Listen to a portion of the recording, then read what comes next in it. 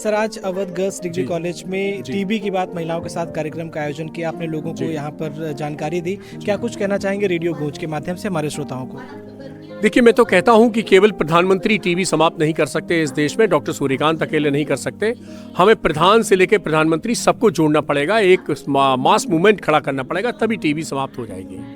और 2 हफ्ते से ज़्यादा खांसी जिसको है उसको टीबी हो सकती है, इसलिए 2 बार बलगम की जांच कराएं। 2 तरह की बलगम की, यानी स्पुटम फॉर एएफबी और सीबी नेट की, साथ में एक्सरे भी कराएं। इसके साथ साथ और भी लक्षण टीबी के हो सकते हैं, जैसे बुखार आ सकता है, शाम को बढ़ जाता है, रात को पसीना आता है, भूख कम लगती है, वजन कम हो जाता है, थकान रहती है, चिड़चिड़ापन रहता है, वगैरह वगैरह। वैसे तो टीबी किसी को भी हो सकती है, लेकिन टीबी जो फैलती है वो टीबी के मरीज से खांसने, छींकने और बिना मास्क के बात करने से फैलती है।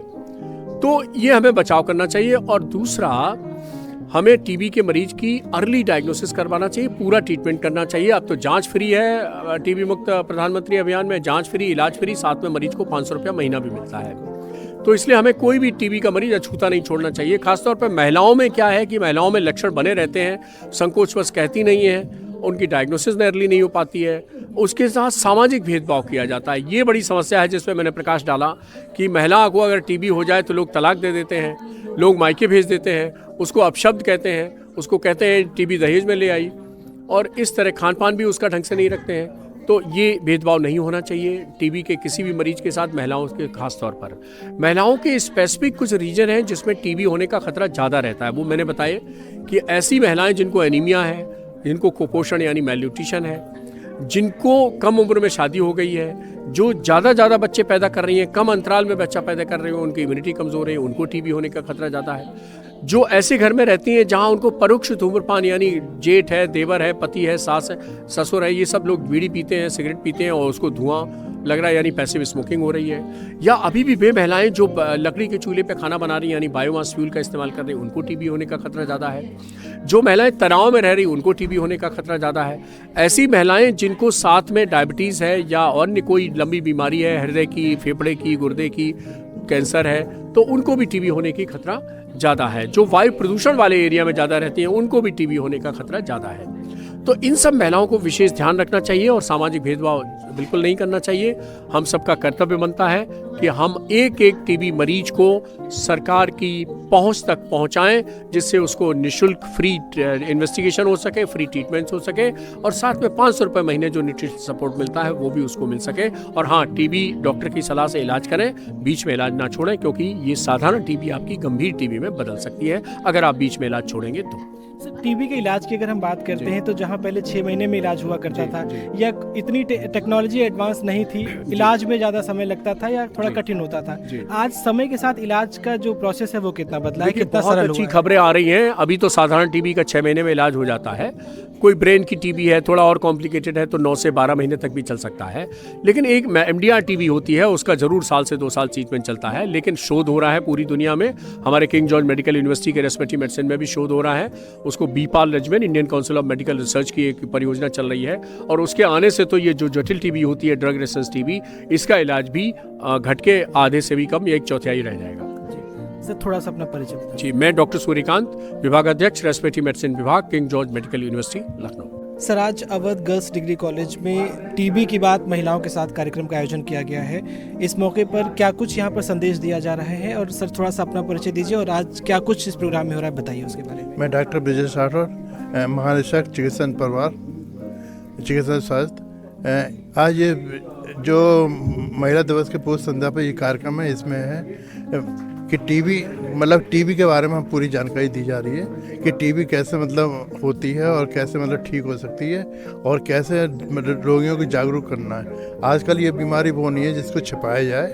ये बीमारी है कि तुरंत इसका पहचान होते ही इसका इलाज कराया जाए, और इलाज कराते हैं। अन्य सभी लोग कोई भी ऐसा नहीं है जो इससे ठीक ना हो पाए, जब तक कि उसमें इलाज में लापरवाही न बरती जाए।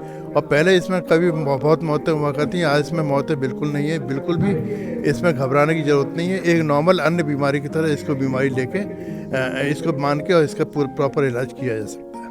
सर, जैसा कि टीबी की बात महिलाओं के साथ कहा गया, वैसे तो ये बीमारी हर किसी को हो सकती है, चाहे बच्चा हो, बूढ़ा हो, मतलब पुरुष हो, महिला हो, लेकिन सिर्फ महिलाओं पर फोकस करने का क्या तात्पर्य है?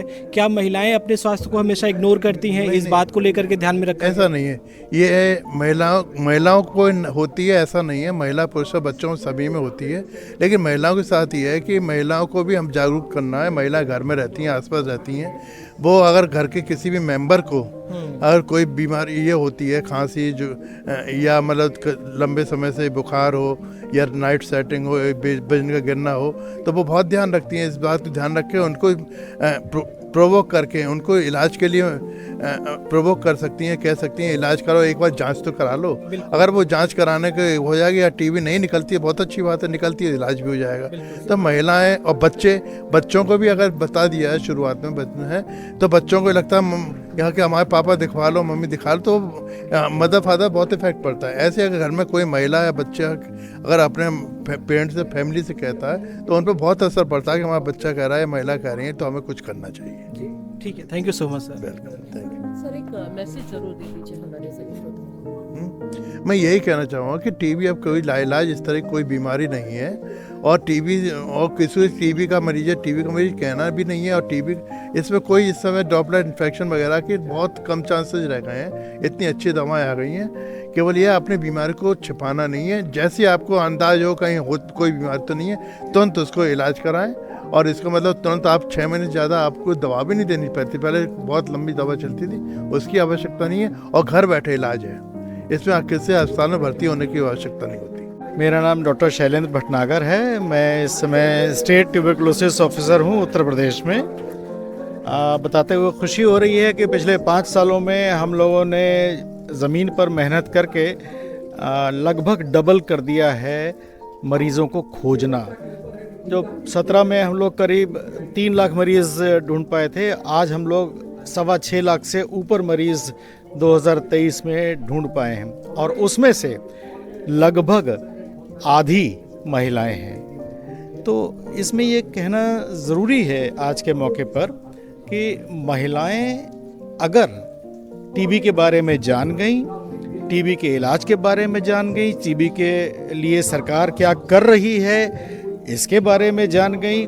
जैसे हमारे यहाँ 2000 से ज़्यादा जगहों पर फ्री टीबी की जांच की सुविधाएं हैं पूरे प्रदेश में। हमारे यहाँ 15 टीबी की कल्चर लैब इस समय कार्यरत हैं, जो मैंने कानपुर से किया है। लगभग 30 साल पहले की बात है, एक भी कल्चर लैब नहीं थी उत्तर प्रदेश के अंदर, आज 15 कल्चर लैब हैं। तो हम लोग इन सुविधाओं का जो सरकार के द्वारा दी जा रही हैं, 500 रुपये हर महीने पोषण के लिए देना छोटी बात नहीं है।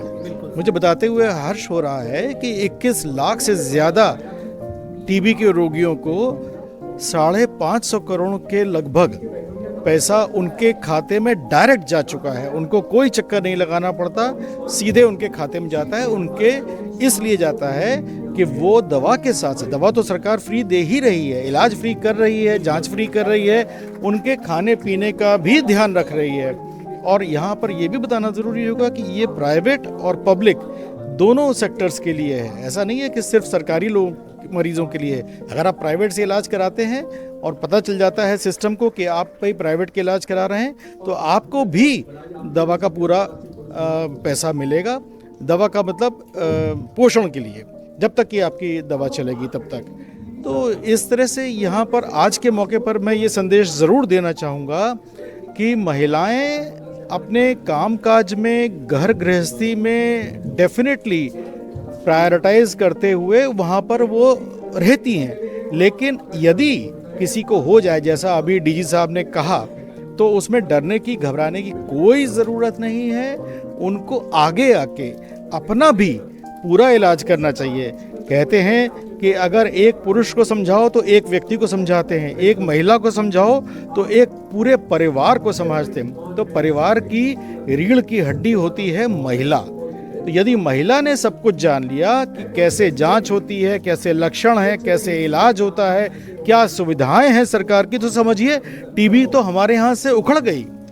तो इसी क्रम में आज जो ये यहाँ पर सीफार के माध्यम से किया गया है, मैं उसका अभिनंदन करता हूँ, स्वागत करता हूँ कि अवध डिग्री कॉलेज में ये आयोजन किया गया है। बहुत सामयिक और बहुत महत्वपूर्ण उन्होंने ये स्टेप उठाया है। बहुत बहुत स्वागत है उसका, धन्यवाद। सर, एक मैसेज के तौर पे जानना चाहेंगे कि जैसे पहले टीबी का इलाज कहा जाता था कि थोड़ा सा कठिन हुआ करता था, अब आज टेक्नोलॉजी के ज़माने में या जितनी दवाओं में बढ़िया बेहतरीन चीज़ें आ रही हैं, उसकी वजह से टीबी का इलाज बहुत सरल हो गया है। तो क्या कुछ सिम्टम्स दिखते हैं, थोड़ा सा शॉर्ट में आप उसे बताइए और लोग उसे इग्नोर ना करें।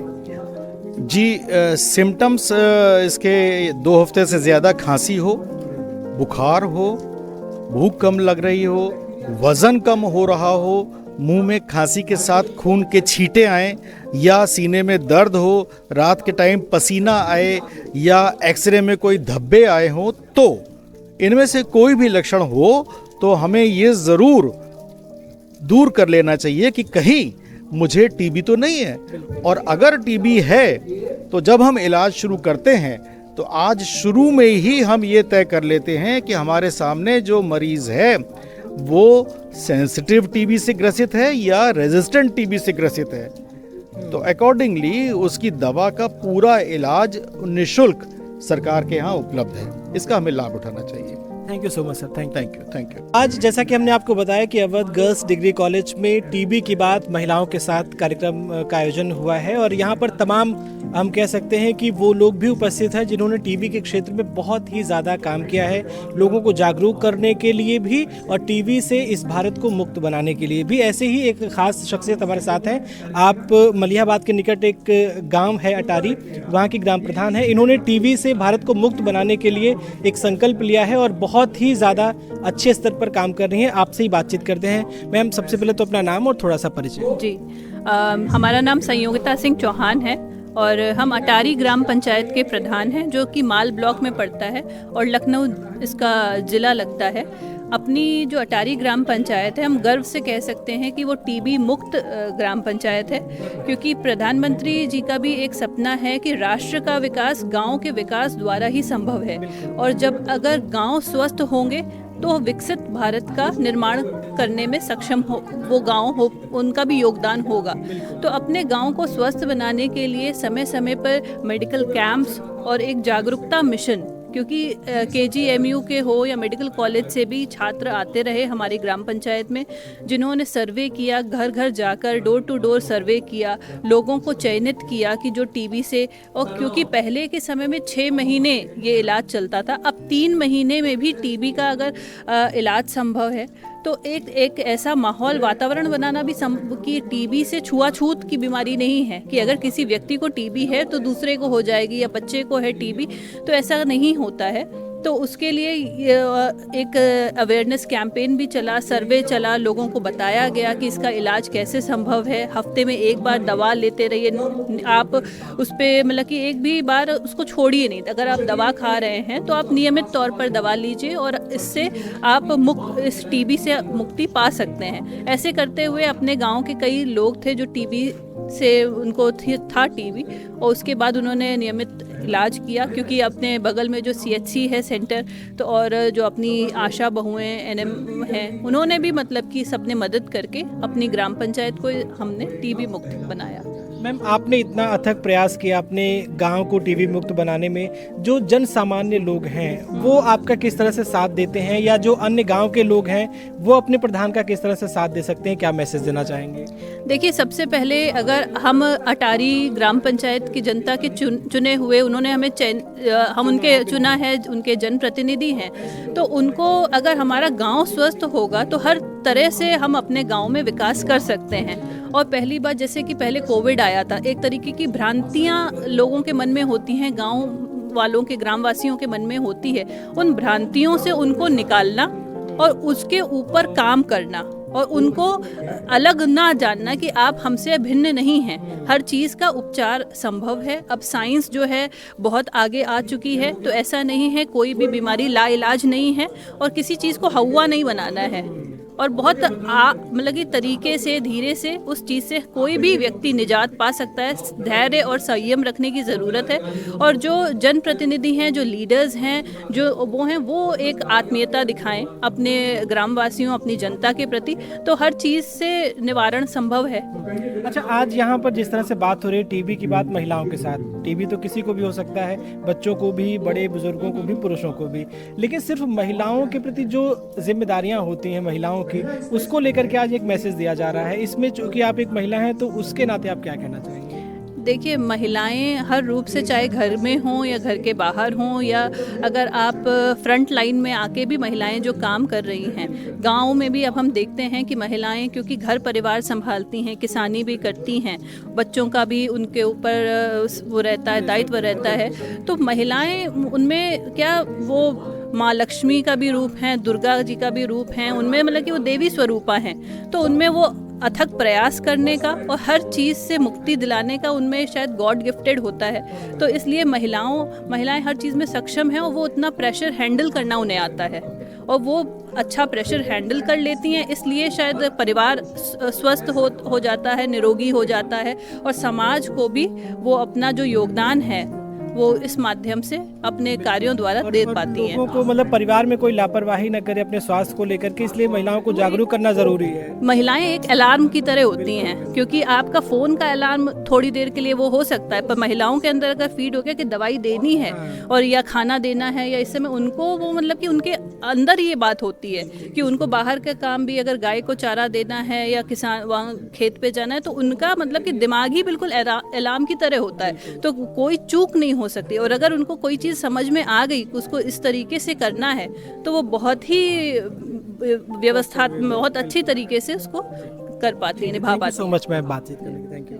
सर, थोड़ा सा अपना परिचय दीजिए, फिर आज जो टीबी की बात महिलाओं के साथ कार्यक्रम का आयोजन किया गया है अवध गर्ल्स डिग्री कॉलेज में, उसके बारे में बताएं। पहले अपना परिचय सर। मैं professor Chandramohan Upadhyay, Kalicharan PG college का मैं प्रिंसिपल हूँ और इस कार्यक्रम में अवध डिग्री कॉलेज का जो कार्यक्रम था उसमें हमको इनविटेशन मिला था और ये कार्यक्रम बहुत अच्छा इसलिए भी हो रहा है क्योंकि देखिए, जागरूकता तो एक आवश्यक है ही, लेकिन जैसा कि बताया गया कि 2025 तक ही यानी भारत ने उसको प्रीपोन कर दिया है, जबकि विश्व स्वास्थ्य जो ऑर्गेनाइजेशन है WHO, वो ये कहता है भाई 2030 तक भी हम कर सकते हैं। तो ऐसे किसी भी लक्ष्य को प्राप्त करने के लिए देश की जनता का और खासकर अध्यापकों का बहुत बड़ा रोल है इसमें, क्योंकि वहाँ पर बच्चे भी पहुँचते हैं, उनकी माताएं भी उनके संपर्क में रहती हैं, गार्जियंस भी संपर्क में रहते हैं। ऐसे में टीचर्स को इस रिस्पॉन्सिबिलिटी को स्वीकार करना होगा, प्रिंसिपल्स को स्वीकार करना होगा कि हमें जो देश के लक्ष्य हैं वो ये इसलिए भी नहीं क्योंकि हमें दुनिया में अपना नाम करना, बल्कि इसलिए भी क्योंकि ये मानवता पे कलंक है और भारत समझ लीजिए कि टीबी की कैपिटल है,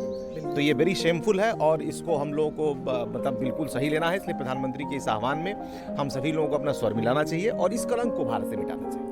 बिल्कुल सर, और जिस तरह से आज इस तरह के कार्यक्रम का आयोजन हो रहे हैं तमाम जगहों पर, आप लोग एक अहम भूमिका निभा रहे हैं, चाहे वो डॉक्टर्स की बात करें या टीचर्स की बात करें, तो उससे उम्मीद ये है कि सच में 2025 तक भारत टीबी से मुक्त हो जाएगा। देखिए, जब कभी भी कोई चीज़ आंदोलन का स्वरूप धारण कर लेता है, मतलब जिसका मतलब जिसमें लोग भावनात्मक रूप से जुड़ जाते हैं, तो उसमें दो फायदे होते हैं कि हम लक्ष्य को प्राप्त भी कर लेते हैं और दूसरा ये कि सफलतापूर्वक प्राप्त करते हैं। तो हम लोग ये भी अपील करेंगे, हमारे यहाँ जो आने वाले बच्चे हैं उनके बीच बीच में हम लोग खुद भी कार्यक्रम करेंगे, जिसके लिए एक्सपर्टाइज की उतनी ज़रूरत नहीं है जितना कि सूचना की है। और सूचना फैलाने में हमारे सबसे बड़ा जो योगदान हो सकता है वो हमारे शिक्षण संस्थाओं का हो सकता है, क्योंकि सर्वाधिक लड़के कॉन्टेक्ट में, कहीं 10,000 लड़के पढ़ रहे हैं, हमारे यहाँ 4,000 के आसपास पढ़ रहे हैं, यहाँ पे 2-2,500 लड़के पढ़ रहे हैं। तो इनके माध्यम से जो संप्रेषण है, जो समस्या का संप्रेषण है, वो बहुत सही तरीके से हो सकता है और उन्हें कुछ मूलभूत बातें जो डॉक्टर सूर्यकांत जी भी बता रहे थे या इसके पहले डॉक्टर भटनागर बता रहे थे, उनमें से कुछ चीज़ें हम लोगों ने कैच किए हैं और उसको उसी रूप में बच्चों को ट्रांसलेट करेंगे, देंगे और जाके स्वयं इसको करेंगे। हमने रिक्वेस्ट भी किया है यहाँ की टीम से कि हमारे यहाँ भी कार्यक्रम करिए और हम लोग पूरा सहयोग करेंगे। ठीक है sir, thank you so much. शुभकामनाएं अवध गर्ल्स डिग्री कॉलेज को, यहाँ के प्रिंसिपल बीना राय जी को।